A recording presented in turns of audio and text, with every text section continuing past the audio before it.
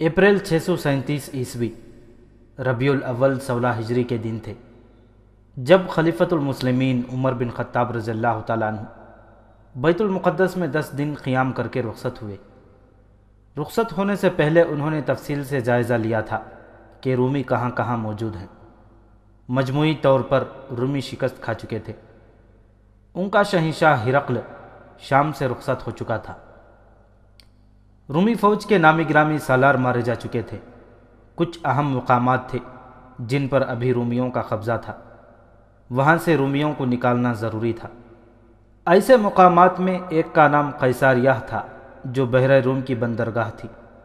یہاں سے رومیوں کو نکالنا بہت ضروری تھا کیونکہ رومیوں کا بحری بیڑا ابھی بالکل صحیح حالت میں موجود تھا اور یہ بیڑا بڑا طاقتور تھا۔ اسے رومی مسلمانوں کے خلاف استعمال نہیں کر سکتے تھے کیونکہ مسلمانوں نے سمندری لڑائی نہیں لڑنی تھی۔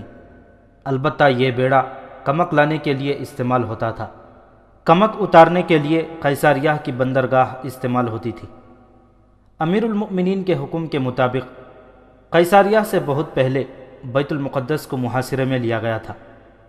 بیت المقدس لے لیا گیا تو امیر المؤمنین عمر رضی اللہ تعالیٰ عنہ نے یزید بن ابی سفیان کو حکم دیا کہ وہ قیصاریہ کو محاصرے میں لے لیں۔ ابن ابو سفیان عمر رضی اللہ تعالیٰ عنہ نے انہیں کہا، مت سوچنا کہ تو اس قلعے کو فوراً سر کر لے گا، بہت مضبوط قلعہ بند جگہ ہے، رومی یہ جگہ اتنی آسانی سے نہیں دیں گے، ہلے بول بول کر اپنی طاقت ضائع نہ کرتے رہنا۔ قیصاریہ میں رومیوں کی تعداد زیادہ ہے اور وہاں رسد کی بھی کمی نہیں۔ دشمن یہی خواہش کرے گا کہ تو اس کے علاقے کی دیواروں سے ٹکراتا رہے اور اتنا کمزور ہو جائے کہ تو محاصرہ اٹھا لے یا تجھے کمزور پا کر دشمن باہر آ جائے اور تیرے دستوں پر ایسا حملہ کر دے کہ تو پسپا بھی نہ ہو سکے۔ تجھ پر اللہ کی رحمت ہو ابو سفیان، عمر رضی اللہ تعالیٰ عنہ نے کہا، رومیوں کو کمک مل گئی تو ہمارے لیے بہت بڑی مشکل پیدا ہو جائے گی، محاصرے کو تول دو اور کمک کو روکے رکھو۔ عمر بن خطاب رضی اللہ تعالیٰ عنہ خلیفہ تھے، امیر المؤمنین تھے، لیکن ان کا یہ دور بادشاہوں جیسا اور آج کل کے سربراہان مملکت جیسا نہیں تھا کہ گئے، کسی کو شاباش دی، کسی کو انعام و اکرام سے نوازا اور آ گئے۔ انہوں نے تمام تر علاقے کے احوال و قوائف معلوم کیے، انہیں جنگی نقطہ نگاہ سے دیکھا، اپنی فوج اور دشمن کے لشکر کی کیفیت کا جائزہ لیا اور اس کے مطابق احکام صادر کیے۔ ان کے مطابق سالار اپنے اپنے مقامات پر چلے گئے تھے۔ شام کے شمالی علاقوں میں رومی کئی قلعہ بند تھے۔ انہیں امید تھی کہ ہرقل جہاں کہیں بھی ہے کمک ضرور بھیجے گا۔ مسلمان اس کوشش میں تھے کہ رومیوں کی کمک نہ آ سکے۔ اس کوشش کی ایک کڑی یہ تھی کہ یزید رضی اللہ تعالیٰ عنہ اپنے دستوں کو ساتھ لے کر قیصاریہ روانہ ہو گئے اور اس شہر کو جو بندرگاہ بھی تھا محاصرے میں لے لیا۔ سالار عمرو بن عاص رضی اللہ تعالیٰ عنہ اور شرجیل بن حسنہ رضی اللہ تعالیٰ عنہ فلسطین اور اردن کو روانہ ہو گئے۔ ان کے ذمے یہ کام تھا کہ جن علاقوں سے انہوں نے رومیوں کو بے دخل کیا تھا ان علاقوں پر قبضہ کر کے شہری انتظامیہ اور محصولات کے نظام کو بحال اور رواں کیا جائے اور ان جگہوں کے دفاع کو بھی مستحکم کیا جائے۔ رومیوں کی طرف سے جوابی حملے کا امکان موجود تھا۔ سپہ سالار ابو عبیدہ رضی اللہ تعالیٰ عنہ دمشق کو اپنا مرکز بنانے کے لیے چلے گئے۔ ان کے ساتھ مجاہدین کی جو فوج تھی اس کی نفری 17,000 تھی۔ قنصرین ایک قلعہ بند مقام تھا جس میں رومی فوج موجود تھی۔ ابو عبیدہ رضی اللہ تعالیٰ عنہ اس قلعے کو محاصرے میں لے کر وہاں سے رومیوں کو نکالنے جا رہے تھے۔ یہ ایک مضبوط قلعہ تھا جس میں رومیوں کی تعداد خاصی زیادہ تھی۔ خالد بن ولید رضی اللہ تعالیٰ عنہ مجاہدین کے فوج کے ہراول میں تھے۔ ان کے ساتھ 4,000 گھوڑ سواروں کا مخصوص رسالہ تھا جو گھوم پھر کر لڑنے کے لیے تیار کیا گیا تھا۔ قنصرین میں ایک مشہور رومی سالار منیاس تھا۔ اس نے دیکھ بھال کے لیے دور دور تک اپنے آدمی پھیلا رکھے تھے۔ ان میں سے ایک آدمی سرپٹ گھوڑا دوڑاتا آیا اور سیدھا منیاس کے پاس گیا۔ اس نے منیاس کو بتایا کہ مسلمانوں کا ایک لشکر آ رہا ہے جس کے ہراول میں گھوڑ سوار ہیں۔ اس نے تعداد 3 اور 4 ہزار کے درمیان بتائی اور یہ بھی بتایا کہ ہراول کتنی دور ہے۔ منیاس نے بڑی عجلت سے اپنی فوج کو تیار کیا۔ سلطنت روما کی عظمت کے پاس بانو اس نے اپنی فوج کے حوصلے میں جان ڈالنے کے لیے جوشیلے انداز میں کہا۔ وہ بزدل تھے جنہوں نے اپنے اوپر عرب کے بتوں کا خوف طاری کر لیا تھا۔ تم میں عیسائی عرب بھی ہیں، اگر مسلمان اتنے بہادر ہیں تو تم بھی اتنے ہی بہادر ہو۔ عرب کے مسلمان تم میں سے ہیں، تم بھی اسی ریت کی پیداوار ہو۔ اور رومیوں، اس دن کو یاد کرو جب تم فاتح کی حیثیت سے اس سرزمین پر آئے تھے۔ وہ تمہارے باپ اور دادا تھے۔ تصور میں لاؤ کہ اس وقت ان کے سر کتنے اونچے اور سینے کتنے چوڑے تھے، اور آج سوچو ان کی روحوں کو کتنی شرمساری ہو رہی ہوگی۔ مت سوچو کہ شہنشاہ ہرقل بھاگ گیا ہے۔ روم کی عظمت کو، صلیب اعظم کو اور بیت المقدس کی آن کو اپنے سامنے رکھو۔ پھر سامنے رکھو اپنے سالار اتربون کی بے غیرتی کو، جس نے عیسیٰ کے شہر یسوع مسیح کے مسکن کو تمہارے مذہب اور تمہارے عقیدوں کے دشمن کے حوالے کر دیا ہے۔ تصور میں لاؤ اپنی بیٹیوں اور اپنی عورتوں کو جو مسلمانوں کے بچے پیدا کریں گی۔ اپنے آپ کو دیکھو، تم ہار گئے تو باقی عمر کے لیے مسلمانوں کے غلام بن جاؤ گے۔ آج تم کس شان سے، کیسے جاہ و جلال سے گھوڑوں پر سوار ہوتے ہو۔ تم نے اگر ہتھیار ڈال لیے تو تم گھوڑے کی سواری کو بھی ترسو گے۔ تم استبل کے ملازم ہو گئے اور گھوڑوں کی غلاظت صاف کیا کرو گے۔ مت خون گرما ہمارا اے سالار، ایک سوار نے بڑی ہی بلند آواز میں کہا۔ کیا تو سمجھتا ہے کہ ہم لڑنے سے منہ موڑ رہے ہیں؟ کیا تجھے ہماری جرأت اور غیرت پر شک ہے؟ اے تنومند گھوڑے کے بہادر سوار، منیاس نے کہا، میں شک کیوں نہ کروں؟ ہمارا کون سا سالار ہے جو میدان سے نہیں بھاگا یا مارا نہیں گیا؟ اتربون جو ہرقل کا ہم پلہ تھا، کتنے دعوے کرتا تھا مسلمانوں کو کچل دینے کے، اب وہ کہاں ہے؟ ایک دن بھی نہیں لڑا اور ایلیا یعنی بیت المقدس سے بغیر لڑے بھاگ گیا۔ کیا اسقف اعظم صفرینوس کو تم اپنا مذہبی پیشوا مانو گے، جس نے قلعے سے باہر جا کر مسلمانوں کے خلیفہ کا استقبال کیا اور اسے کہا کہ کلیسائے قیامت میں نماز پڑھو؟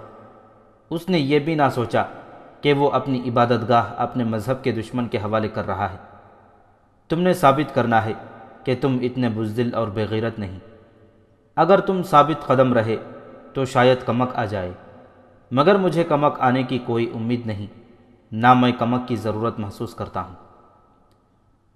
ہم لڑیں گے سالار محترم، پہلے ایک پھر کئی آوازیں بلند ہوئیں۔ ہمیں بزدل اور بے غیرت نہ کہہ سالار، آزما کے دیکھ، باتوں میں وقت ضائع نہ کر، ہم ایک دن میں محاصرہ توڑ دیں گے۔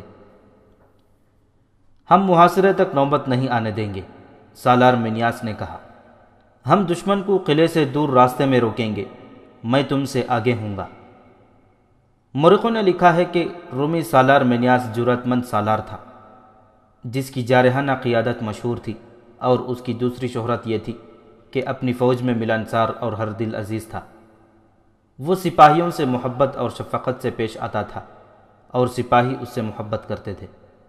اسے اتنی جوشیلی اور جذباتی تقریر کرنے کی ضرورت ہی نہیں تھی۔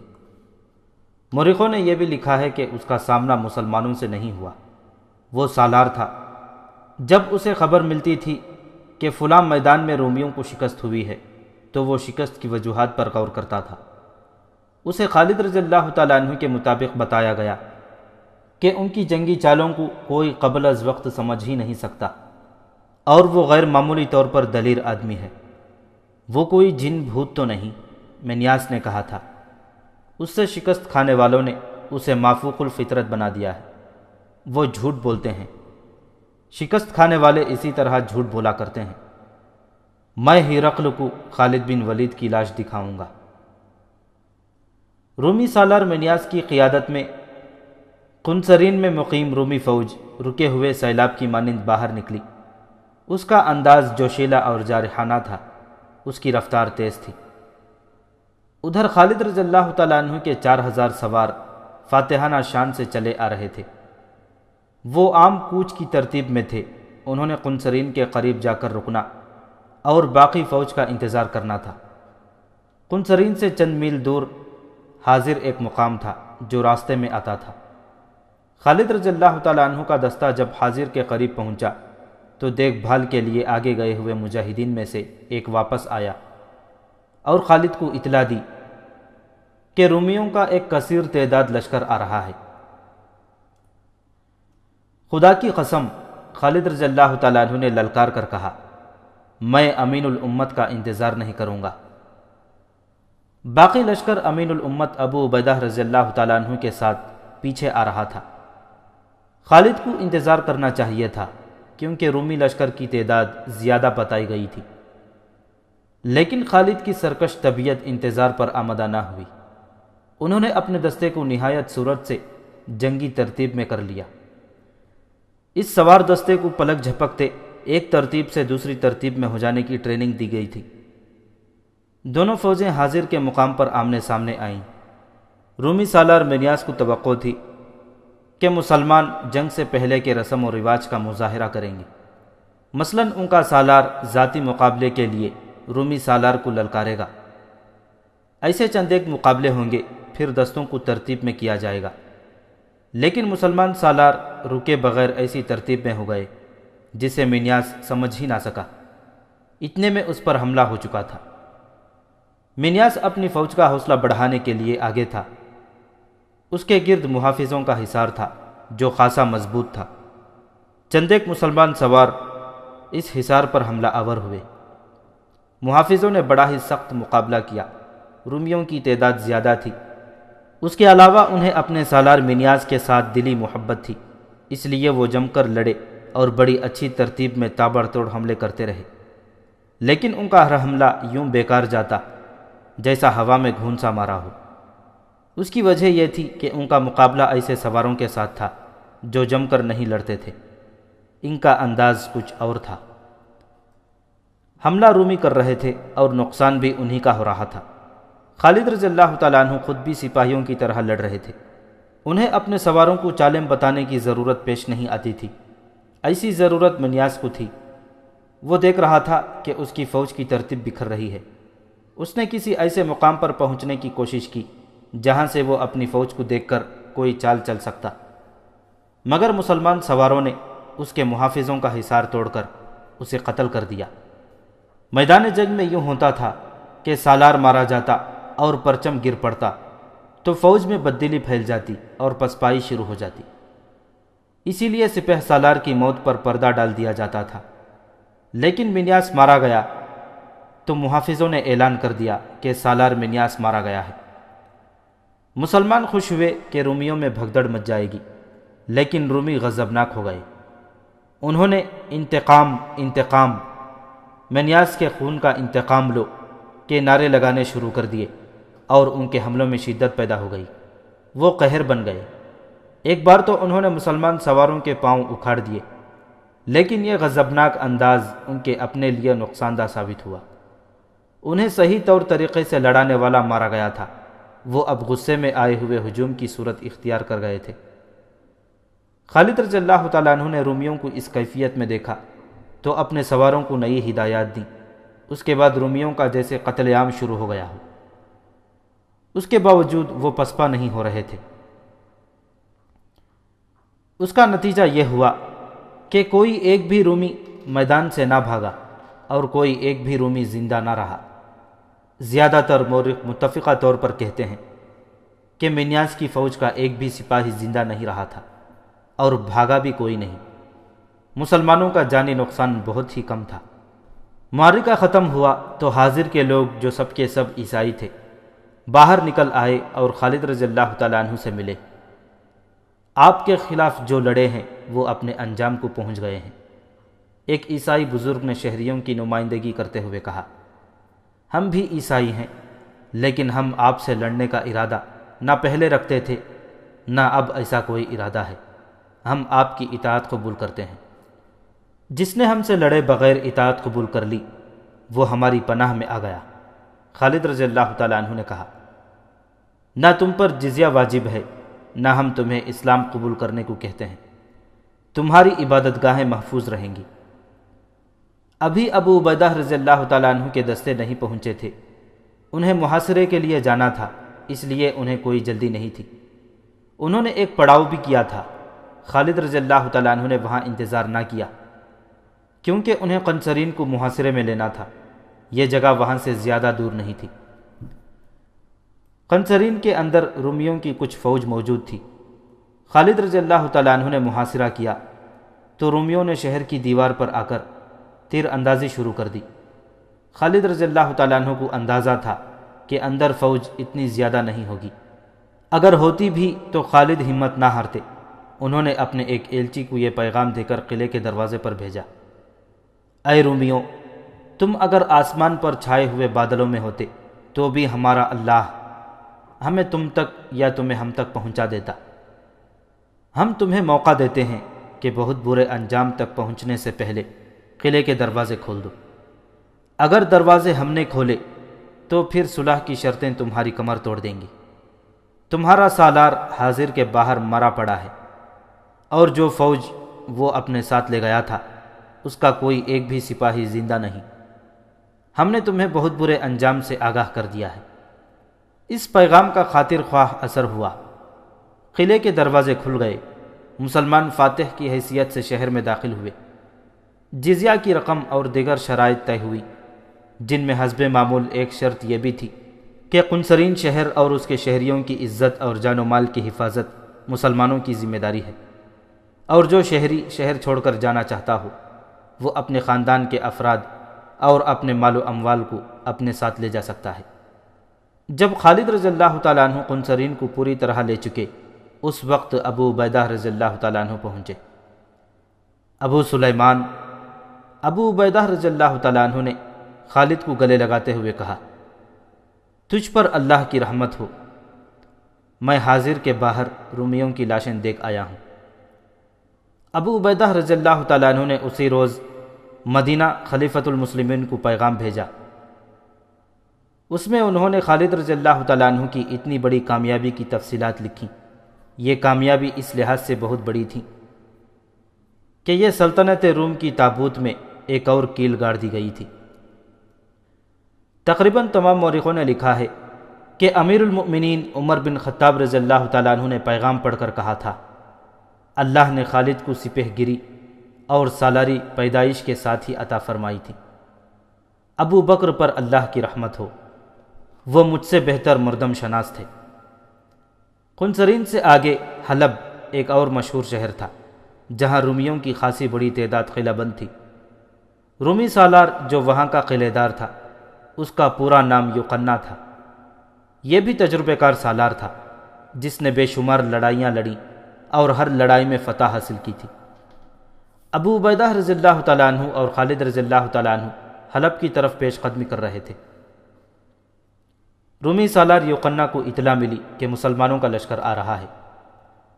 رومی سالاروں نے کچھ عرصے سے یہ سلسلہ شروع کر دیا تھا کہ وہ جب سنتے تھے کہ مسلمانوں کا لشکر آ رہا ہے، وہ اپنے دستوں کو اکٹھا کر کے جوشیلی تقریر کرتے اور قلعے سے باہر آ کر لڑتے تھے۔ یہ ایک دلیرانہ اقدام تھا۔ وہ شاید یہ ظاہر کرنا چاہتے تھے کہ وہ مسلمانوں سے نہیں ڈرتے۔ یوقنا نے بھی ایسے ہی کیا۔ وہ حلب سے اپنے دستے نکال کر قلعے سے 6 میل دور آ گیا۔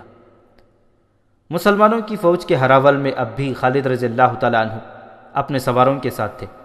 یوقنا نے جب اپنے ساتھی سالار منیاس کی طرح مسلمانوں کے ہراول سے ٹکر لینے کا طریقہ اختیار کیا، یوقنا کو یقین تھا کہ وہ مسلمانوں کو قلعے سے دور ہی دور ختم کر دے گا۔ اسے بھی منیاس کی طرح توقع تھی کہ آمنے سامنے آ کر مسلمان رک جائیں گے اور جنگی ترتیب میں آ کر لڑیں گے۔ اب بھی خالد رضی اللہ تعالیٰ عنہ نے ویسے ہی کیا کہ اطلاع ملتے ہی آگے رومی لشکر آ رہا ہے، اپنے دستے کو جنگی ترتیب میں کر لیا۔ رومیوں کو دیکھ کر خالد رضی اللہ تعالیٰ عنہ نے اپنے دستے کو روکا نہیں، انہیں 3 حصوں میں تقسیم کر کے پہلوؤں سے حملہ کر دیا۔ سوار اس طرح گھوم پھر کر لڑے کہ رومی درمیان میں اکٹھے ہو گئے۔ خالد رضی اللہ تعالیٰ عنہ نے سامنے سے بھی حملہ کر دیا۔ خالد کا یہ جارحانہ انداز یوقنا کے لیے غیر متوقع تھا۔ اس نے جو سوچا تھا اس کے الٹ ہوا اور اس کے دستوں کے قدم اکھڑ گئے۔ اس معرکے میں بھی رومیوں کی تعداد مسلمانوں کی نسبت زیادہ تھی۔ یوقنا کے دستے حوصلہ ہار بیٹھے اس نے پسپائی تیار کی اور قلعے میں چلا گیا۔ یہ قلعہ پہاڑی کے اوپر تھا، اس لیے اسے سر کرنا بہت مشکل تھا۔ مسلمانوں نے قلعے کا محاصرہ کر لیا۔ یوحنا نے متعدد بار اپنے دستوں کو باہر نکال کر مسلمانوں پر حملے کروائے، لیکن جانی نقصان کے سوا اسے کچھ بھی حاصل نہ ہوا۔ یوحنا کو امید تھی کہ شہنشاہ ہرقل کمک اور رسد بھیجے گا۔ اسے شاید معلوم نہ تھا کہ تمام تر شام میں مسلمان پھیل گئے ہیں اور اب اسے کہیں سے بھی کمک نہیں مل سکتی۔ اس نے دستوں کو باہر نکال کر حملوں کا سلسلہ روک دیا اور قلعے میں دبک کر بیٹھ گیا۔ مسلمان کسی نہ کسی طرح قلعے میں داخل ہونے کی کوشش کرتے رہے، لیکن کامیاب نہ ہو سکے۔ 4 مہینے محاصرے میں گزر گئے۔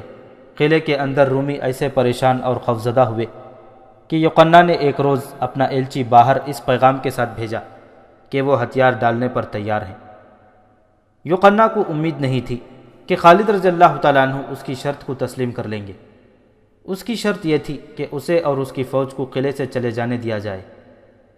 اس کے ایلچی نے جب واپس جا کر اسے بتایا کہ مسلمانوں نے اس کی شرط مان لی ہے تو وہ حیران رہ گیا۔ نہیں، اس نے کہا، ایسا ہو نہیں سکتا کہ فاتح اس فوج کو بخش دے جس نے اس کے آگے ہتھیار ڈالے ہوں۔ میں جانتا ہوں کیا ہوگا۔ جب نہتے سپاہی باہر نکلیں گے تو مسلمان انہیں قتل کر دیں گے۔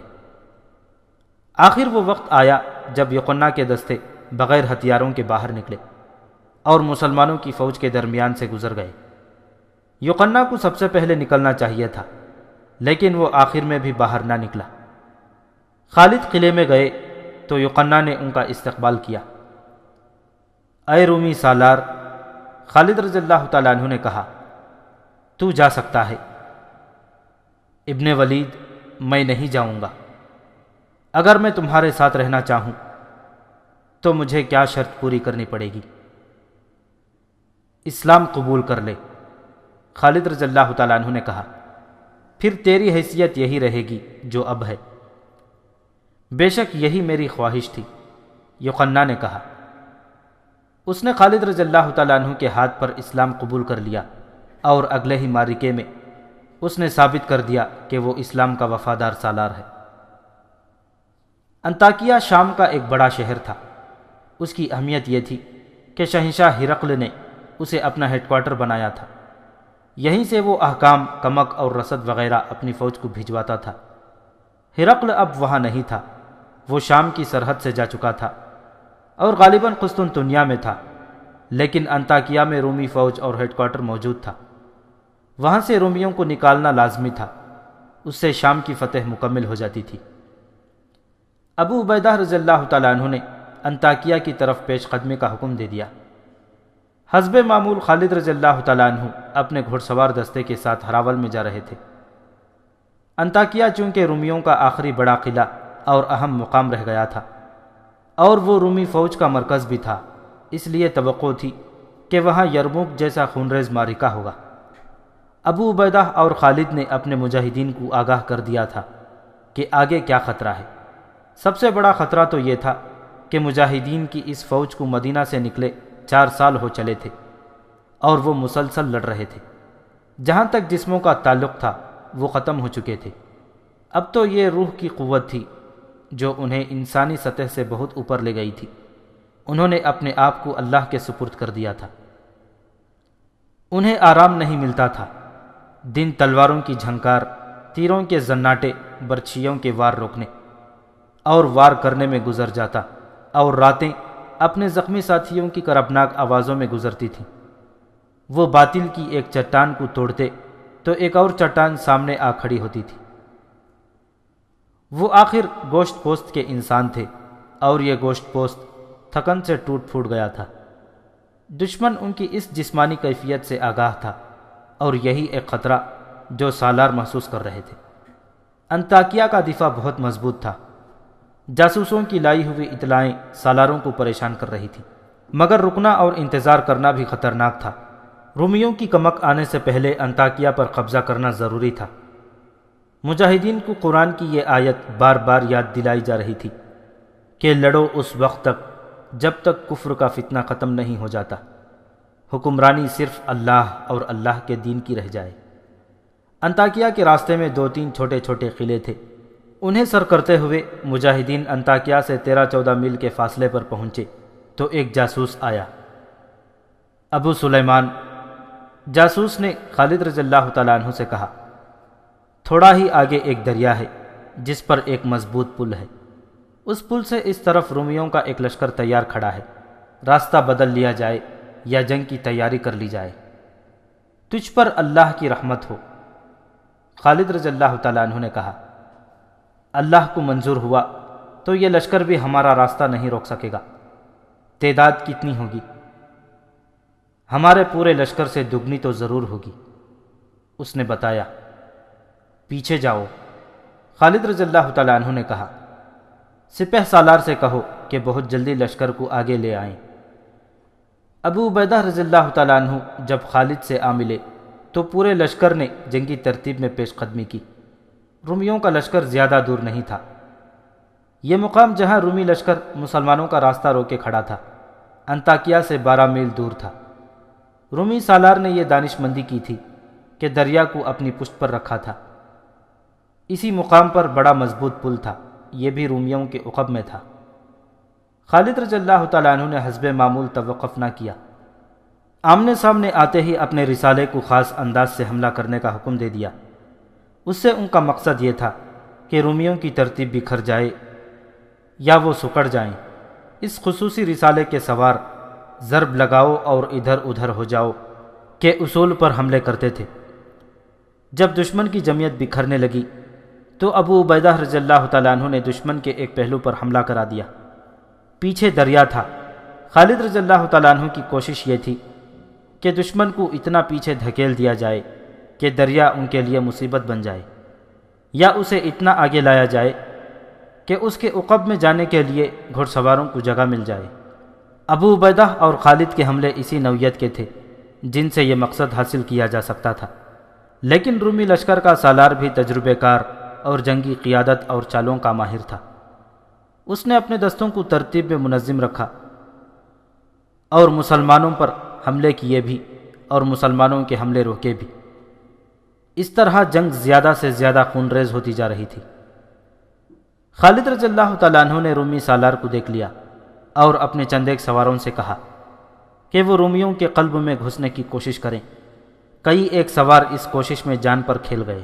آخر کچھ سوار رومی سالار تک جا پہنچے اور اس کے محافظوں کا حصار توڑ کر اسے ہلاک کرنے میں کامیاب ہو گئے۔ رومیوں کا پرچم گرتے ہی ان میں افراتفری مچ گئی اور وہ پسپا ہونے لگے۔ کچھ دریا میں کود گئے، باقی پل کے ذریعے دریا کے پار گئے۔ جتنی دیر میں مسلمان ان تک پہنچے تھے وہ انطاکیہ کے قلعے کے اندر جا چکے تھے۔ ابو عبیدہ رضی اللہ تعالیٰ عنہ اور خالد رضی اللہ تعالیٰ عنہ نے جا کر قلعے کا محاصرہ کر لیا۔ رومیوں کا لڑنے کا جذبہ میدان میں ہی ختم ہو گیا تھا۔ قلعے میں انہوں نے پناہ لی تھی۔ خالد رضی اللہ تعالیٰ عنہ نے کئی بار اعلان کروایا کہ قلعے کے دروازے کھول دیے جائیں، ورنہ کسی کی جان بخشی نہیں ہوگی اور کوئی شرط قبول نہیں کی جائے گی۔ رومیوں کا لشکر جو اب پہلے جیسا طاقتور نہیں رہ گیا تھا، بغیر سالار کے تھا۔ اندر سے ایک ایلچی باہر آیا جس نے ہتھیار ڈال دیے اور یہ شرط پیش کی کہ لشکر کو آزادی سے چلے جانے دیا جائے۔ مسلمان سالاروں نے یہ شرط مان لی۔ روم کی تمام تر فوج جو قلعے کے اندر تھی قلعے سے نکل گئی اور مسلمان انطاکیہ میں داخل ہو گئے۔ یہ 30 اکتوبر 637 عیسوی 5 شوال 16 ہجری کا دن تھا۔ رومیوں کا آخری اور سب سے بڑا شہر بھی مسلمانوں کے ہاتھ آ گیا۔ اس کے بعد چھوٹی چھوٹی 2-4 جگہیں رہ گئی تھیں جہاں رومی موجود تھے، لیکن وہ لڑنے کے لیے موجود نہیں تھے، بلکہ انہیں بھاگ نکلنے کا کوئی راستہ نہیں مل رہا تھا۔ 637 عیسوی کے آخری مہینے تک شام پر مسلمانوں کا قبضہ مکمل ہو گیا اور وہاں رومیوں کا عمل دخل بالکل ہی ختم ہو گیا۔ قسطنطنیہ میں ہرقل عیسائیوں کے ایک وفد کے سامنے اپنے محل میں بیٹھا تھا۔ یہ وہی شہنشاہ ہرقل تھا جس کی آنکھوں کی ہلکی سی جنبش سے کئی انسانوں کو جلاد کے حوالے کر دیا جاتا تھا۔ یہی ہرقل تھا جس نے ابتدا میں مسلمانوں کو ہمیشہ کے لیے ختم کرنے کا حکم دیا تھا۔ یہی ہرقل تھا جس نے حیرت کا اظہار کیا تھا کہ عرب کے ان بدوؤں کو یہ جرت کیوں کر ہوئی کہ انہوں نے سلطنت روم کی سرحد کے اندر قدم رکھا ہے۔ اب تھوڑے ہی عرصے بعد وہی ہرقل اپنی آدھی سلطنت مسلمانوں کے حوالے کر کے شکست خوردگی کے عالم میں اپنے دارالحکومت قسطنطنیہ میں بیٹھا تھا، جیسے کبھی نہ ہارنے والا جواری بازی ہار گیا ہو اور اس کے پاس پھوٹی کوڑی بھی نہ رہی ہو۔ تم لوگ مجھے کس طرح یقین دلا سکتے ہو کہ مسلمانوں کو ان علاقوں سے باہر نکال دو گے جو انہوں نے فتح کر لیے ہیں؟ ہرقل ان عیسائیوں سے کہہ رہا تھا، اگر تم میں اتنی جان ہوتی تو آج میں تمہارے درمیان اس طرح نہ بیٹھا ہوا ہوتا۔ شہنشاہ روم عیسائیوں کے وفد کے لیڈر نے کہا، اب یہ سوچنا بیکار ہے کہ شکست کا ذمہ دار کون ہے۔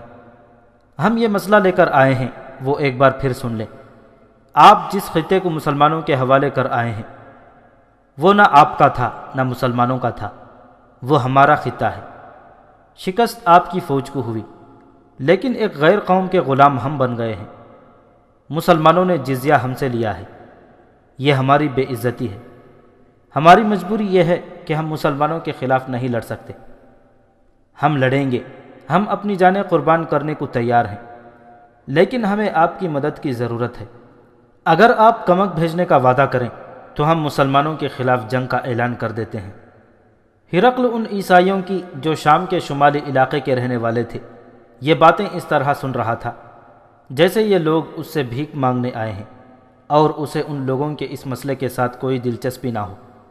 حقیقت یہ تھی کہ ہرقل چاہتا ہی یہی تھا کہ شام کے عیسائیوں کو مسلمانوں کے خلاف ایسی جنگ کے لیے تیار کرے جو بہت ہی طویل ہو، تاکہ مسلمان شام کے علاقے میں ہی الجھے رہیں اور روم کی سلطنت میں مزید آگے نہ بڑھیں۔ یہ جنگ شبخون قسم کی ہو سکتی تھی۔ بیشتر مورخوں نے لکھا ہے کہ ہرقل نے درپردہ شام کے قابل اعتماد پادریوں کو اکسایا تھا وہ عیسائیوں کو مسلمانوں کے خلاف استعمال کریں۔ تاریخوں میں یہ بھی لکھا ہے کہ عیسائی تیار ہو گئے تھے۔ عیسائیوں کا یہ وفد جو اس کے پاس بیٹھا تھا اس سے بے خبر تھا کہ جو تجویز وہ پیش کرنے آئے ہیں اس پر ہرقل پہلے ہی کام کر رہا ہے۔ اس وفد پر وہ یہ ظاہر کرنا چاہتا تھا کہ انہیں مدد دے کر وہ ان پر بہت بڑا احسان کر رہا ہے۔ آخر میں ہرقل نے انہیں کہا کہ وہ واپس جا کر اپنے پادریوں سے ملیں اور پادری انہیں بتائیں گے کہ اس تجویز پر کس طرح عمل درآمد ہوگا۔ اس نے انہیں یہ بھی بتایا کہ عیسائی جب مسلمانوں پر جگہ جگہ حملہ شروع کریں گے تو ہرقل انہیں کمک کی صورت میں اپنی فوج دے دے گا۔ مسلمانوں نے اپنے جاسوس تمام علاقے میں پھیلا رکھے تھے، جن میں ایسے جاسوس بھی تھے جو عیسائی بن کر عیسائیوں کے ساتھ رہتے اور پادریوں کے مرید بنے ہوئے تھے۔ ان میں سے بعض شام سے نکل کر جنوبی ترکی تک چلے گئے تھے۔ یہ علاقہ سلطنت روم کا حصہ تھا۔ ایک روز ایک جاسوس نے شمالی شام کے جاسوسوں سے رپورٹیں لے کر ابو عبیدہ رضی اللہ تعالیٰ عنہ کو آ کر بتایا کہ عیسائی وسیع پیمانے پر جنگی تیاریاں کر رہے ہیں اور ہرقل نے انہیں کمک دینے کا وعدہ کیا ہے۔ اس کے بعد 2 جاسوس اور آئے جنہوں نے اسی قسم کی رپورٹیں دیں۔ ان سے بڑی خوفناک صورت سامنے آئی۔ عیسائیوں کا اجتماع بہت زیادہ تھا۔ ابو عبیدہ رضی اللہ تعالیٰ عنہ اور خالد رضی اللہ تعالیٰ عنہ کو احساس تھا کہ عیسائیوں کے خلاف ٹکر بہت خطرناک ہوگی۔ اس کی وجہ یہ تھی کہ رومی جن علاقوں سے بھاگے تھے وہ ان کے نہیں تھے، وہ تو بھاگ کر اپنی باقی سلطنت میں جا پناہ گزین ہوئے تھے۔ یہ خطے دراصل عیسائیوں کے تھے۔ مسلمانوں کی اطاعت قبول کر کے انہیں کوئی معاشرتی یا مذہبی پابندی نہیں تھی، لیکن وہ مسلمانوں کی غلامی قبول کرنے پر آمادہ نہیں تھے۔ لڑائی کی صورت میں اگر انہیں شکست ہوتی تو ان کے لیے کوئی پناہ گاہ نہیں تھی، اس لیے انہوں نے جنگ کی تیاریاں ایسے پیمانے پر کی تھیں جو ان کی فتح کا باعث بن سکتی تھی۔ جاسوسوں سے پوری رپورٹ لی گئی کہ لڑنے والے عیسائیوں کی تعداد کتنی ہوگی، ان کے ہتھیار کیسے ہوں گے اور ان کی قیادت کیسے ہوگی۔ خیال کیا جاتا تھا کہ قیادت رومی سالار کریں گے، کیونکہ عیسائیوں کے پاس قیادت کے لیے کوئی سالار نہیں تھا۔ اگر کوئی تھا بھی تو وہ مسلمان سالاروں کی ٹکر کا نہیں ہو سکتا تھا۔ پھر بھی صورتحال جو پیدا ہو گئی تھی وہ مسلمانوں کے لیے بہت بڑے خطرے کا باعث بن سکتی تھی۔ ابو سلیمان ابو عبیدہ نے خالد سے مشورہ لینے کے لیے کہا، شام میں ہماری حکومت نوزائیدہ ہے، ہمارے ابھی قدم نہیں جمے۔ اگر ہم نے کوئی خطرہ مول لیا اور حالات ہمارے خلاف ہو گئے تو ہم پسپا ہو کر مدینہ تک زندہ بھی نہیں پہنچ سکیں گے۔ امین الامت خالد رضی اللہ تعالیٰ عنہ نے کہا، سوال ہمارے زندہ رہنے یا نہ رہنے کا نہیں، یہ سوچ کہ اسلام کا زوال شروع ہو جائے گا، تمام فوج شام میں ہے، کیا یہ بہتر نہیں ہوگا کہ ہم امیر المؤمنین کو اطلاع دے دیں؟ ابو عبیدہ رضی اللہ تعالیٰ عنہ نے پوچھا، اور مدینہ سے کمک بھی مانگ لے، ہماری تعداد رہ ہی کیا گئی ہے۔ امین الامت خالد رضی اللہ تعالیٰ عنہ نے کہا، مدینہ تک پیغام جاتے اور وہاں سے کمک آتے بہت وقت لگے گا، کیا یہ بہتر نہیں ہوگا کہ ہم ہر جگہ سے فوج ایک مقام پر اکٹھی کر لیں؟ ان جگہوں پر ہم ضرورت کے مطابق فوج رہنے دیں گے۔ خدا کی قسم میں عیسائیوں کو کھلے میدان میں لا کر لڑانا چاہتا ہوں۔ یہ باتیں حمص میں ہو رہی تھیں، وہاں دوسرے سالار بھی تھے۔ ان سب کی رائے یہ تھی کہ حمص کے اندر رہیں اور عیسائیوں کو آنے دیں کہ وہ محاصرہ کر لیں۔ ابو عبیدہ رضی اللہ تعالیٰ عنہ کو اکثریت کی رائے کے مطابق فیصلہ کرنا پڑا۔ انہوں نے اپنے ان دستوں کو بھی حمص میں بلا لیا جو ارد گرد کے علاقے میں تھے۔ اس کے ساتھ ہی ابو عبیدہ رضی اللہ تعالیٰ عنہ نے ایک تیز رفتار قاصد کے ہاتھ خلیفۃ الرسول عمر بن خطاب رضی اللہ تعالیٰ عنہ کو پیغام بھیج دیا، جس میں انہوں نے تفصیل سے لکھوایا کہ عیسائیوں نے ہرقل کی پشت پناہی میں کیا صورتحال پیدا کر دی ہے۔ ابو عبیدہ رضی اللہ تعالیٰ عنہ نے یہ بھی لکھوایا کہ وہ حمص میں قلعہ بند ہو کر لڑیں گے۔ 638 عیسوی کا سال شروع ہو چکا تھا۔ 1.5-2 مہینے اور گزر گئے تو ایک روز عیسائیوں کا جم غفیر حمص آ پہنچا اور شہر کا محاصرہ کر لیا۔ مسلمان اس کے لیے تیار تھے۔ انہوں نے بڑے لمبے عرصے کی خوراک اور تینوں وغیرہ کا ذخیرہ شہر میں جمع کر لیا تھا۔ عیسائیوں نے مسلمانوں کو قلعہ بند دیکھا تو وہ حیران ہوئے کہ کھلے میدان میں لڑنے والی فوج قلعہ بند ہو کر لڑنے پر آ گئی ہے۔ اسے عیسائیوں نے مسلمانوں کی کمزوری سمجھا۔ انہوں نے مسلمانوں کو للکارنا شروع کر دیا، اہل اسلام، اب تمہارا مقابلہ عیسائی عربوں سے ہے، ہم رومی نہیں مسلمانوں، ہمت کرو، باہر آ کر لڑو، قلعے کے دروازے کھول دو ورنہ تم میں سے کوئی بھی زندہ نہیں رہے گا، اب ہم جزیہ لیں گے، اسلام کا سورج ڈوب گیا ہے، باہر آؤ اور ہم سے رحم مانگو۔ اور ایسے بے شمار طنزیہ نعرے جو عیسائی لگاتے رہے۔ مسلمانوں کی طرف سے خاموشی تھی۔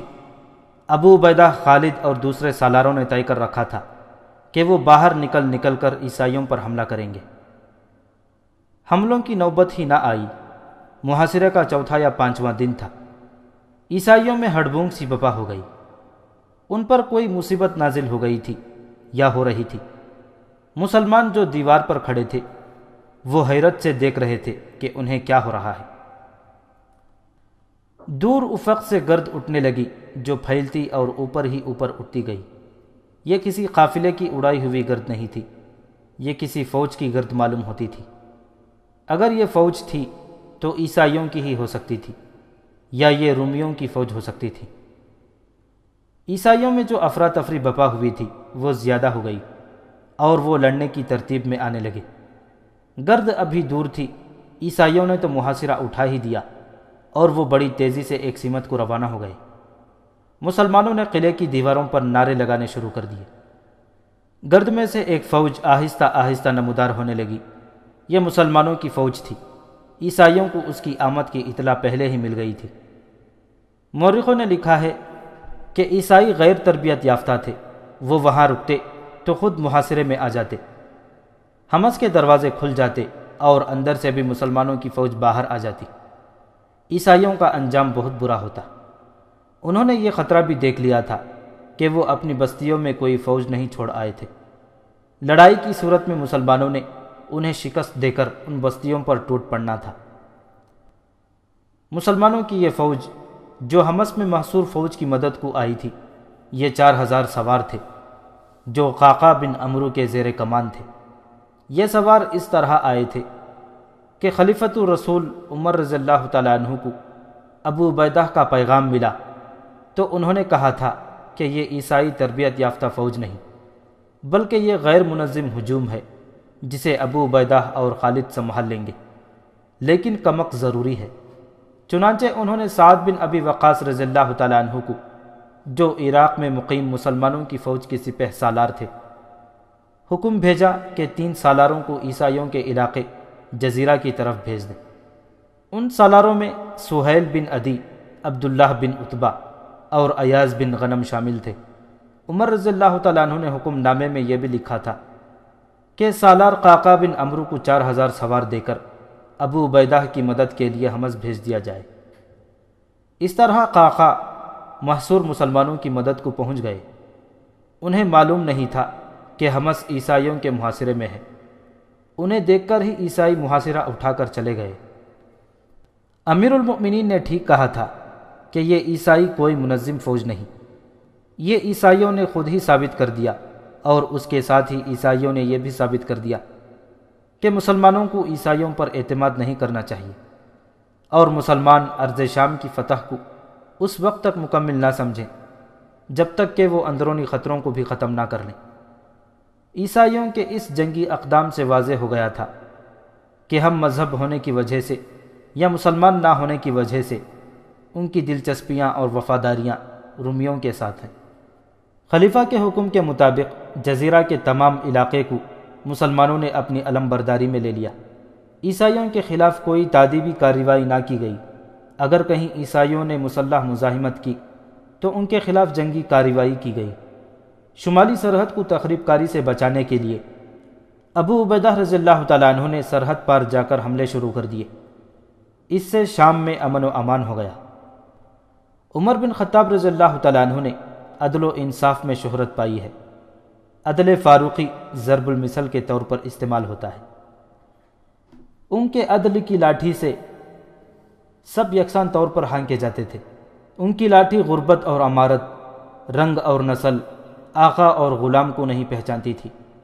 اس دور میں خالد رضی اللہ تعالیٰ عنہ کی ٹکر کا کون سا ایسا سالار تھا جس نے اسلام کو ارض شام، اردن اور فلسطین تک پھیلا دیا ہو؟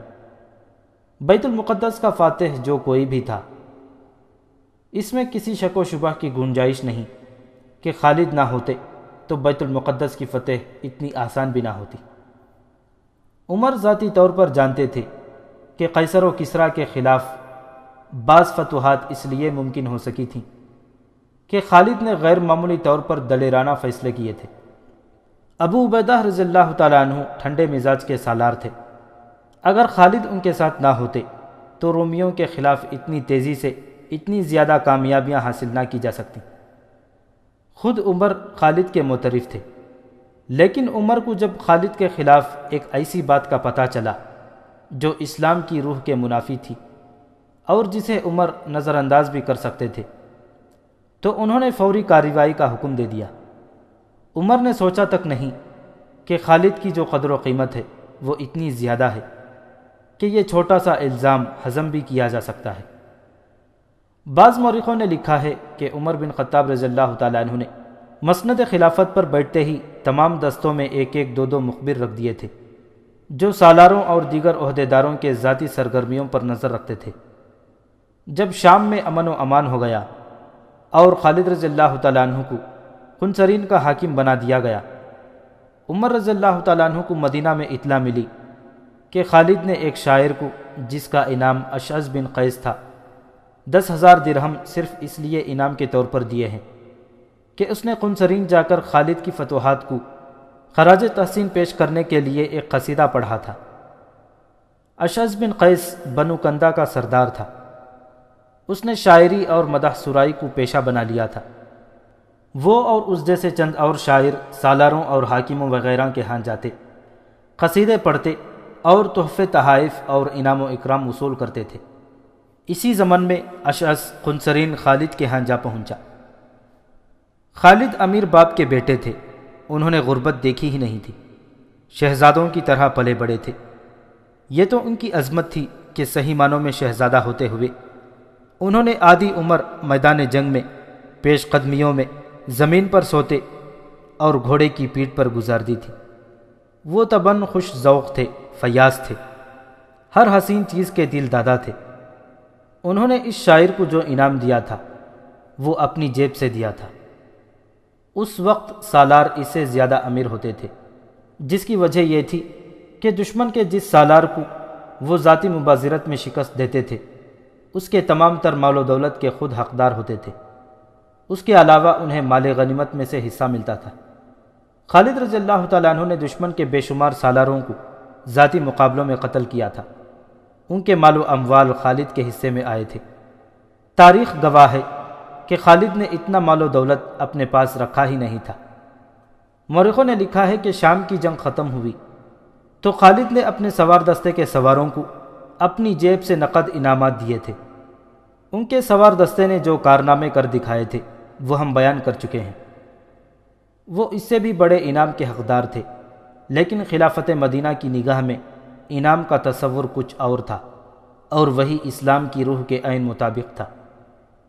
عمر بن خطاب رضی اللہ تعالیٰ عنہ نے تاریخ اسلام کے مشہور مؤذن بلال رضی اللہ تعالیٰ عنہ کے ہاتھ ابو عبیدہ رضی اللہ تعالیٰ عنہ کو ایک تحریری حکم نامہ بھیجا۔ خالد بن ولید کو مجاہدین کی جماعت کے درمیان کھڑا کرو، اس کے سر سے دستار اتار دو، دستار سے اس کے ہاتھ پیٹھ کے پیچھے باندھو، ٹوپی بھی اس کے سر سے اتار دو، پھر اس سے پوچھو کہ اس نے ایک شاعر اشعث بن قیس کو انعام اپنی جیب سے دیا ہے یا مال غنیمت سے۔ اگر وہ اقبال کرے کہ مال غنیمت سے دیا ہے تو اسے خیانت میں پکڑو، اگر اس نے اپنی جیب سے دیا ہے تو اس پر اسراف کا الزام عائد کر دو۔ ان میں سے جس الزام کا بھی وہ اعتراف کرتا ہے اس کی پاداش میں اسے اس کے موجودہ عہدے سے معزول کر دو اور اس کی جگہ تم خود کام کرو۔ یہ عربوں کا رواج تھا کہ جس پر کوئی الزام ہوتا تھا اس کے ہاتھ اسی کی پگڑی سے باندھ کر لوگوں کے سامنے پوچھا جاتا تھا کہ اس نے یہ جرم کیا ہے یا نہیں۔ ایک عام آدمی کے ساتھ یہی سلوک ہوتا تھا، لیکن عمر رضی اللہ تعالیٰ عنہ نے خالد جیسے عظیم اور تاریخ ساز سالار کو بھی عام آدمی کی سطح پر کھڑا کر دیا۔ مورخوں نے لکھا ہے کہ ابو عبیدہ رضی اللہ تعالیٰ عنہ نے جب یہ حکم پڑھا تو ان پر سناٹا طاری ہو گیا۔ اگر عمر ابو عبیدہ کو تھوڑی سی بھی اجازت دے دیتے کہ وہ یہ تحقیقات اپنے طور پر کریں تو ابو عبیدہ خالد کے ساتھ یہ طریقہ اختیار نہ کرتے، لیکن وہ جانتے تھے کہ عمر ڈسپلن اور عدل و انصاف کے معاملے میں کس قدر سخت ہے۔ اس وقت ابو عبیدہ حمص میں اور خالد قنسرین میں تھے۔ ابو عبیدہ نے قاصد کو بھیجا کہ وہ قنسرین سے خالد کو بلا لائے۔ قاصد نے جب خالد کو پیغام دیا تو خالد اچھل کر اٹھے۔ خدا کی قسم، خالد نے نعرہ لگانے کے انداز میں کہا، مجھے ایک اور جنگ لڑنے کے لیے بلایا گیا ہے۔ خالد اس خوشی کو دل میں بسائے حمص پہنچے کہ رومیوں یا بازنطینیوں کے خلاف کوئی بڑی جنگ لڑی جانے والی ہے، لیکن وہ جب ابو عبیدہ کے سامنے گئے تو ابو عبیدہ کے چہرے پر اداسی کے آثار دیکھے۔ امین الامت خالد نے ان کے پاس بیٹھتے ہوئے پوچھا، کیا وہ غلط ہے جو میں سمجھ کر آیا ہوں؟ ابو سلیمان ابو عبیدہ نے غم کے بوجھل آواز میں خالد سے کہا، امیر المؤمنین نے تجھ پر الزام عائد کیا ہے کہ تو نے 10,000 درہم اشعث کو دیے ہیں۔ وہ اگر مال غنیمت سے دیے ہیں تو یہ خیانت کا جرم ہے، اور اگر وہ اپنی جیب سے دیے ہیں تو یہ فضول خرچی ہے جو اسلام کی نگاہ میں ناجائز ہے۔ بلال یہی جواب لینے آیا ہے۔ خالد کا رد عمل یہ تھا کہ ان پر خاموشی طاری ہو گئی۔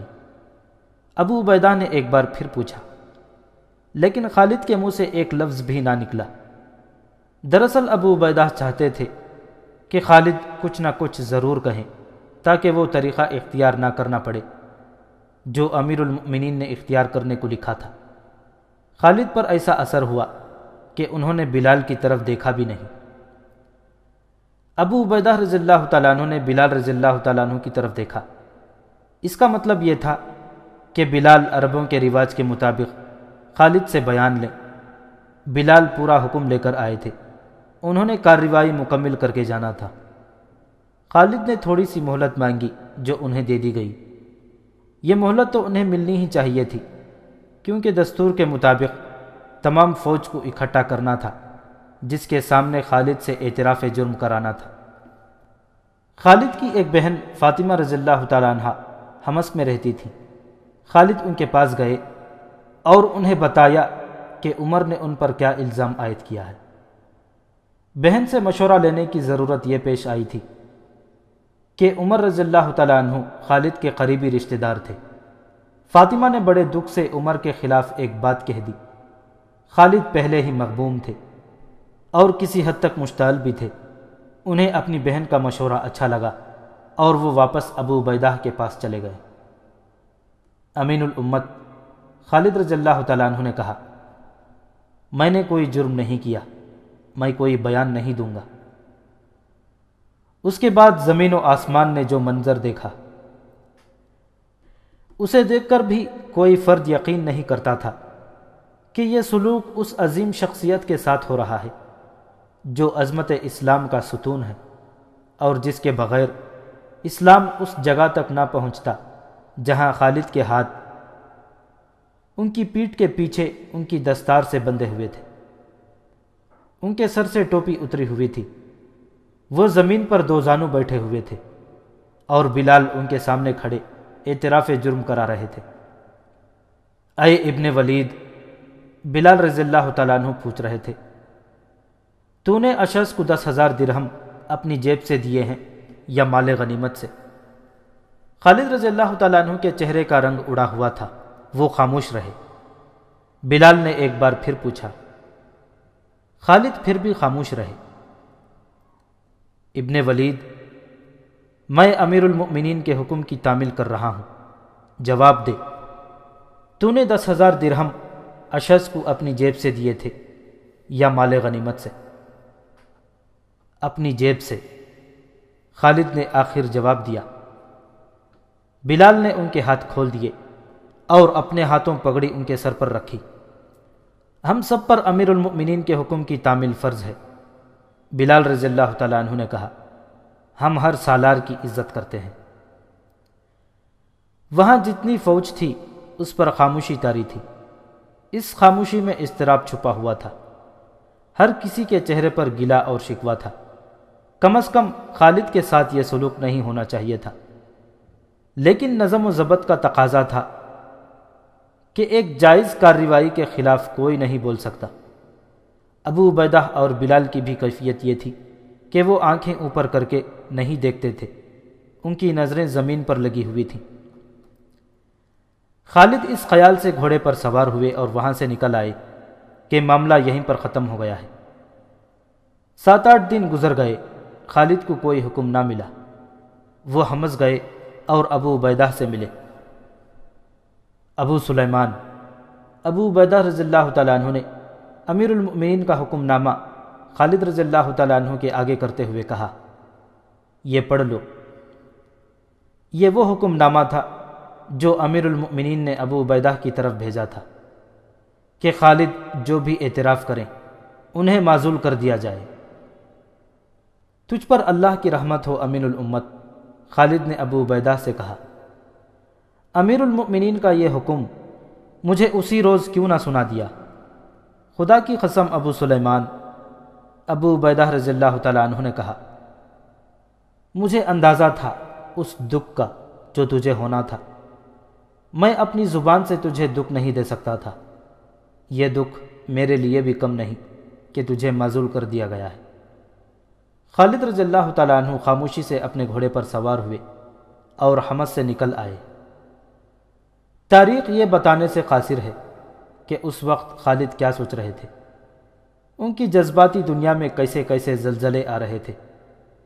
انہوں نے اپنی جیب سے یہ انعام دیا تھا، اسے وہ جرم نہیں سمجھتے تھے، وہ یہی سمجھتے تھے کہ انہیں جو سزا دی گئی ہے وہ بہت سنگین ہے۔ ان کی زندگی میں یہ دوسرا موقع تھا کہ وہ سوچوں اور خیالوں کی بھول بھلائیوں میں بھٹکتے سفر کر رہے تھے۔ ایک اس روز جب وہ مکہ سے مدینہ کو تنے تنہا جا رہے تھے۔ انہوں نے مدینہ جا کر رسول اکرم صلی اللہ علیہ وسلم کے دست مبارک پر اسلام قبول کرنا تھا، اور اب وہ حمص سے اپنی معزولی کا حکم سن کر خنسرین کو جا رہے تھے۔ ان کے ذہن میں اضطراب کا، رنج و الم کا اور نہ جانے کیسی کیسی سوچوں کا طوفان اٹھتا تھا، اور وہ اس طوفان کے زناٹے سنتے جا رہے تھے۔ گھوڑے نے انہیں قنسرین پہنچا دیا۔ شہر کے اندر جاتے ہی انہوں نے اپنے اس گھڑ سوار دستے کو بلایا جو انہوں نے اپنے ہاتھوں تیار کیا تھا۔ یہ چنے ہوئے سواروں کا دستہ تھا۔ اس دستے نے اپنے سے کئی گنا دشمن کے پاؤں اکھاڑے تھے۔ اس دستے سے خالد کو بہت ہی پیار تھا۔ ابھی کل ہی کی بات تھی کہ اس دستے کے سامنے کھڑے ہو کر خالد کہا کرتے تھے کہ دشمن پر ٹوٹ پڑو۔ آج اسی دستے کے سامنے رنج و الم کا مرقع بنے اپنے گھوڑے پر بیٹھے تھے۔ خالد اپنے اس محبوب دستے سے نہ جانے کیسی کیسی باتیں کرنا چاہتے تھے۔ انہوں نے بولنا چاہا تو ان پر رقت سی طاری ہو گئی۔ وہ اس دستے کی جدائی برداشت نہیں کر سکتے تھے۔ انہوں نے انتہائی مختصر الفاظ میں سواروں کی کامیابیوں کی، ان کی برق رفتاریوں کی، جان بازی اور سرفروشی کی دل کھول کر تعریف کی، پھر انہیں بتایا کہ وہ ہمیشہ کے لیے ان کا ساتھ چھوڑ رہے ہیں۔ سواروں کا رد عمل یہ تھا جیسے ان کی سانسیں رک گئی ہوں۔ دردناک سا ایک سکوت تھا جو ان پر طاری ہو گیا تھا۔ اس سکوت کو سواروں کی سسکیوں نے توڑا۔ خالد نے گھوڑا موڑا اور وہاں سے ہٹ آئے۔ یہ منظر ان کی برداشت سے باہر تھا۔ وہاں سے خالد حمص گئے، تمام مجاہدین سے ملے، بوجھل دل سے سب کو خدا حافظ کہا اور مدینہ کو روانہ ہو گئے۔ خالد مدینہ میں داخل ہوئے، لیکن ایک فاتح سالار کی حیثیت سے نہیں کہ لوگ گھروں سے باہر آ کر ان کا استقبال کرتے۔ ان کی حیثیت ایک سزا یافتہ مجرم کی سی تھی۔ اتفاق سے عمر انہیں ایک گلی میں آتے مل گئے۔ ابو سلیمان، عمر نے خالد کی جنگی کارناموں کو ان الفاظ سے سراہا، تو نے وہ کام کیا ہے جو کوئی اور نہیں کر سکتا تھا، مگر ہر کام اللہ کرتا ہے، اور تو نے جو کام کیا ہے وہ کسی بھی مسلمان کو پسند نہیں آیا۔ خالد نے کہا، اے ابن خطاب، تو نے میرے ساتھ بے انصافی کی ہے۔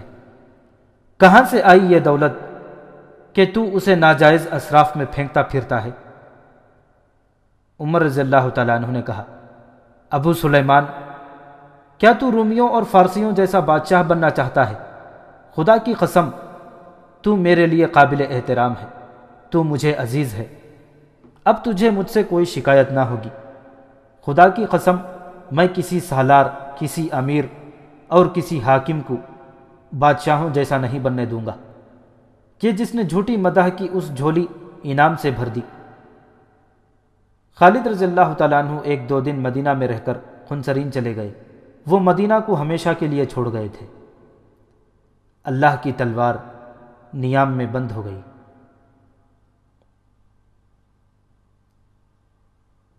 اس واقعے کے متعلق بہت کچھ کہا جا سکتا تھا، بہت کچھ کہا جا چکا ہے۔ تاریخ دانوں نے اپنی اپنی رائے دی ہے۔ بعض نے عمر کے اس فیصلے کے خلاف لکھا ہے۔ خلفائے راشدین کو رسوا کرنے والوں نے لکھا ہے کہ عمر کے دل میں خالد کے خلاف ذاتی رنجش تھی، جسے انہوں نے یوں مٹایا کہ خلیفہ بنتے ہی خالد کو معزول کر دیا۔ حقیقت کچھ اور تھی۔ اگر ہم آج کے دور کو اور آج کے حکمرانوں کو سامنے رکھ کر سوچیں تو عمر کا یہ فیصلہ اچھا نہیں لگتا، اور اگر ہم اس دور کو تصور میں لائیں اور گہرائی میں جائیں تو ہم اس نتیجے پر پہنچتے ہیں کہ عمر کا فیصلہ صحیح تھا۔ غور کیجئے، عمر نے کہا تھا کہ تم بادشاہ بننا چاہتے ہو۔ بادشاہوں کے انداز یہی ہوتے ہیں کہ جس نے تعریف میں 2 کلمے کہہ دیے تو اسے انعام و اکرام سے مالا مال کر دیا۔ غور کیجئے، عمر بن خطاب رضی اللہ تعالیٰ عنہ کی نظر آنے والے وقت کے پردے چاک کر کے کتنی دور چلی گئی تھی۔ خلفائے راشدین کے بعد آنے والے خلفاء نے انعام و اکرام کا سلسلہ شروع کر دیا تھا۔ عباسی تو روایتی بادشاہ بن گئے تھے۔ اندلس کے آخری دور کو دیکھیے، دربار لگا ہوا ہے، شاعر اور ادیب منظوم اور نثری قصیدے پڑھ رہے ہیں اور انعامات سے جھولیاں بھر رہے ہیں۔ خوشامد ایک فن اور ایک پیشہ بن گیا ہے، اور ان انعام خوروں، مدح سراؤں اور خوشامدیوں نے سلطنت اندلس کو سقوط غرناطہ تک پہنچا دیا۔ اس کے بعد سلطنت اسلامیہ بادشاہوں میں بڑھ گئی۔ ہندوستان میں مغلیہ سلطنت کے انعام مشہور ہوئے اور اس سلطنت کو زوال آیا۔ اب پاکستان میں دیکھ لیں، انعام و اکرام کا وہی مذموم سلسلہ چل رہا ہے جسے اسلام نے ناجائز اسراف قرار دیا تھا۔ خالد بن ولید نے تو اپنی جیب سے انعام دیا اور معزولی کی سزا پائی تھی، لیکن ہمارے حکمران سرکاری خزانے سے انعام دیتے چلے جا رہے ہیں۔ حقیقت یہ ہے کہ یہ غیر ممالک سے لیے ہوئے قرضوں کی رقم ہے جس پر ہم سود ادا کر رہے ہیں۔ عمر کی دوربین نگاہوں نے دیکھ لیا تھا کہ انعام و اکرام کا سلسلہ چل نکلا تو اس کا نتیجہ زوال کے سوا کچھ نہ ہوگا۔ عمر نے اس لیے بھی خالد کو نہیں بخشا تھا کہ عدل و انصاف اور سزا میں چھوٹے بڑے کا فرق نہ رہے۔ انہوں نے سوچا تھا کہ انہوں نے خالد کو معاف کر دیا تو یہ دستور بن جائے گا کہ سالار، امیر، حاکم اور حیثیت والے افراد کو سزا مل ہی نہیں سکتی۔ اس طرح عدل و انصاف ختم ہو جائے گا اور اسلامی معاشرہ چھوٹے اور بڑے میں بٹ جائے گا۔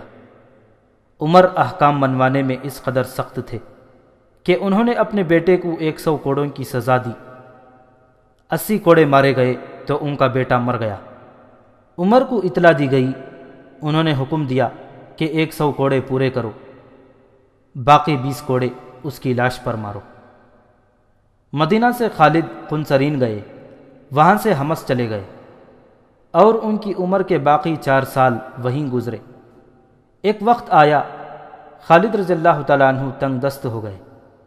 اہل قریش کا شہزادہ، میدان جنگ کا بادشاہ، دل کا سخی اور فیاض، ہزاروں درہم حقداروں میں تقسیم کر دینے والا انسان مفلسی کے چنگل میں آ گیا۔ تھوڑے ہی عرصے بعد امیر المؤمنین عمر رضی اللہ تعالیٰ عنہ نے کچھ مسلمانوں کے لیے وظیفہ مقرر کیا تھا جو 3000 درہم سالانہ تھا۔ یہ خالد رضی اللہ تعالیٰ عنہ کو بھی ملنے لگا۔ اس سے وہ حمص میں اپنے کنبے کے ساتھ زندگی کے دن پورے کرنے لگے۔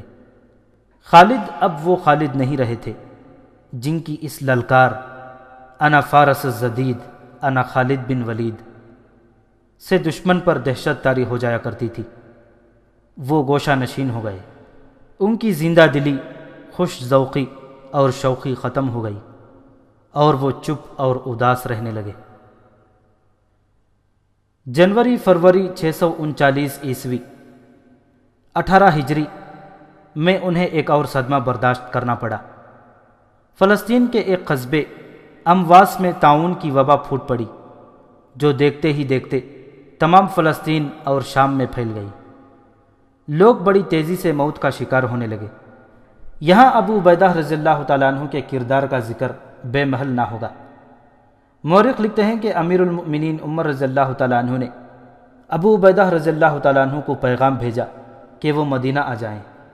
ابو عبیدہ نے جواب دیا کہ میرے جن ساتھیوں نے میدان جنگ میں کبھی ساتھ نہیں چھوڑا تھا انہیں میں طاعون کے ڈر سے چھوڑ کر نہیں آؤں گا۔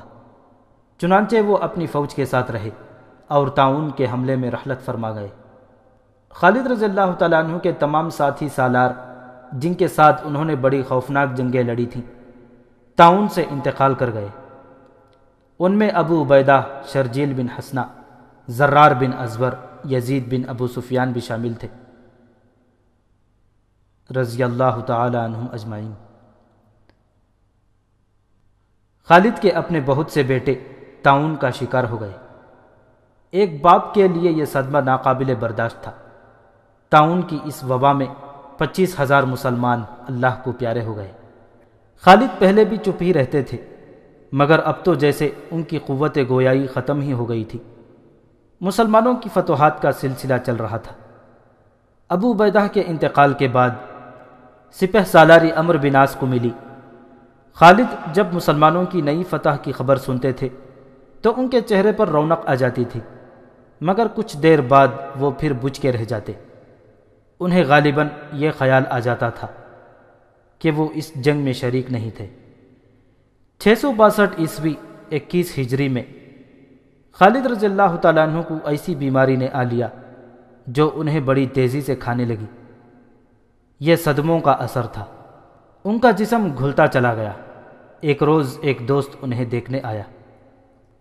غور سے دیکھ، خالد رضی اللہ تعالیٰ عنہ نے اپنی ایک ٹانگ ننگی کر کے دوست کو دکھائی اور پوچھا، کیا میری ٹانگ پر کوئی جگہ تجھے نظر آتی ہے جہاں تیر، تلوار یا برچھی کا زخم نہ ہو؟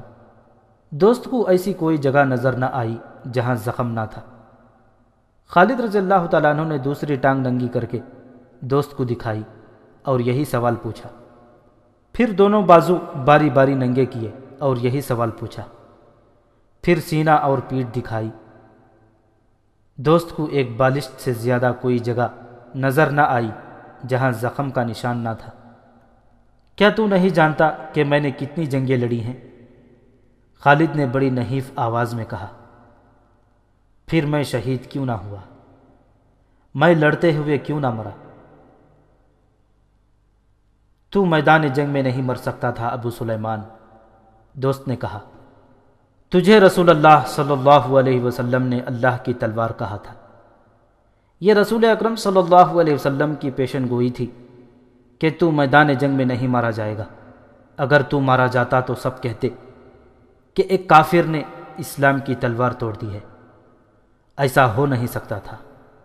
تو اسلام کی شمشیر بے نیام ہے۔ انتقال کے وقت خالد رضی اللہ تعالیٰ عنہ کے پاس ان کا ایک ملازم حمام تھا۔ نزا کے عالم میں خالد رضی اللہ تعالیٰ عنہ نے کہا، میں ایک اونٹ کی طرح مر رہا ہوں، بستر پر مرنا میرے لیے شرمناک ہے۔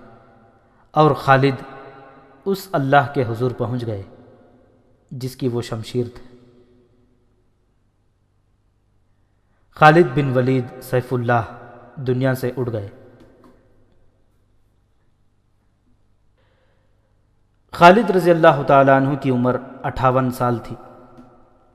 ان کی وفات کی خبر مدینہ پہنچی تو بنی مخزوم کی عورتیں بین کرتی گلیوں سے نکل آئیں۔